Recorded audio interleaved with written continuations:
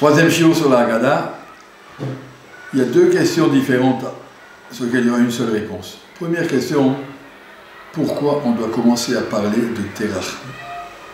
Il y a marqué à Mishnah dit, Matril Bignut, Mitechila, Ovde Avodazara Yu Avotenu. Pourquoi on a besoin de parler de nos ancêtres, les parents d'Abraham Avinu? Ça n'a rien à voir avec la sortie d'Égypte. Et deuxième question que les Mfarshim demandent, pourquoi on doit remercier Akadosh Baruch Hu sur le maror, cher qui le chante de l'Itzvota, Vetzivan Alachinat Maror, merci pour le maror.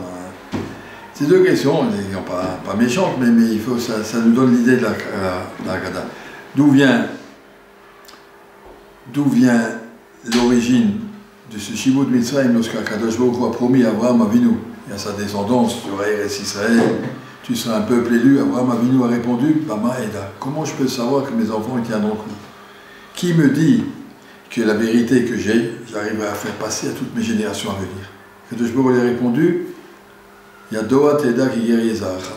Je vais leur donner ce qu'ils ont besoin pour que cette émouna traverse les générations. Ils vont pendant 400 ans apprendre à souffrir. À travers la souffrance, ils sortiront très riches. Très riches de cette émouna, ce que tu demandais, comment on peut faire.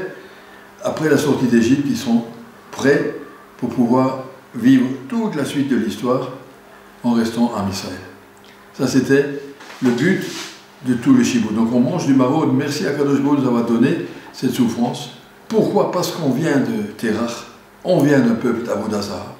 Et il s'agit de se décrocher. Toute la Yetziat Mitzrayim, c'est pour nous apprendre à nous décrocher de la sortie de l'Avodah Zarah et de tous les bilboulim, toutes les embrouilles qui sont dans la tête des gens, jusqu'à ce qu'on arrive à une émouna claire. Ça, c'est le travail de la Haggadah. Le soir du Seder, on a un cheminement à faire, à sortir de Terach, à sortir de tout ce monde embrouillé, jusqu'à ce qu'on arrive à la fin à Shir Hashirim. Et toute la Haggadah est une grande progression. Ce n'est pas une seule idée. On part de zéro, le Kiddush, Chef nous a choisi, et ensuite on raconte la Yetziat Mitzrayim, on arrive à la fin, Ga'al Israël, on va le deuxième cause. Après, on a déjà cassé la matzah, la petite moitié on va manger, la deuxième moitié c'est la fikoman qui symbolise la deuxième Goula, c'est du Mashiach. À partir du repas, on ne parle plus de Yetziat Mitzrayim.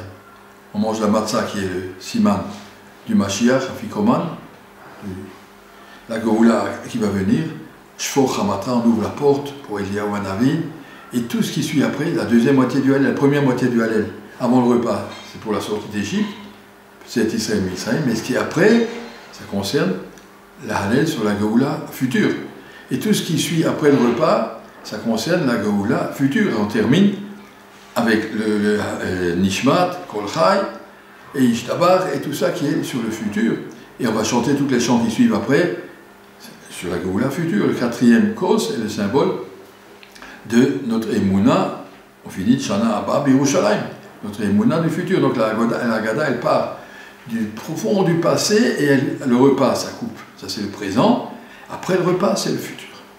Et ça c'est tout un cheminement, toute la Haggadah est là pour nous faire progresser d'un vers à l'autre, jusqu'à ce qu'on arrive à la fin à ressentir qu'on est le peuple qui attend la Géoula et qui vit la Géoula à travers la Géoula de Mitzrayim, la petite moitié de la Matzah. On attend la grande deuxième moitié de la Matzah qui est l'avenir, Bezrat Hashem. Ça c'est le sens de notre Haggadah. Chag Sameach.